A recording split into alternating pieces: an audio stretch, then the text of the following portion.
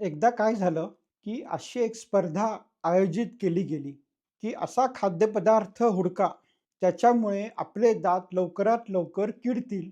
मग सगळे सायंटिस्ट जमा झाले. त्यातला एक जण म्हणाला, की तो खाद्यपदार्थ अतिशय चिकट असला पाहिजे. त्याच्यामुळे तो एकदा खाल्ला, की दात घासल्यानंतरही तो दातावरनं निघणार नाही. सगळ्यांनी टाळ्या वाजवल्या.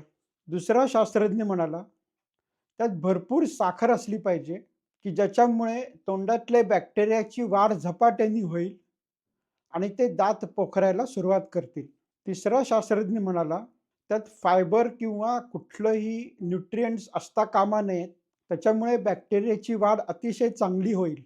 आणि चौथा शास्त्रज्ञ म्हणाला, की तो खाद्यपदार्थ लोकांना आणि विशेषतः मुलांना अतिशय आवडता असला पाहिजे आणि त्याला चावण्यासाठी थोडेही कष्ट नाही पडले पाहिजेत.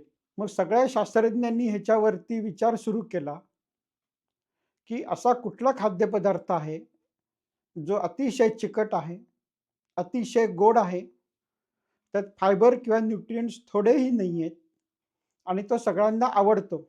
आणि मग सगळ्यांनी मिळून एकमुखाने एक खाद्यपदार्थ निवडला आणि तो होता आपल्या सगळ्यांचं आवडतं चॉकलेट किंवा कॅडबरी.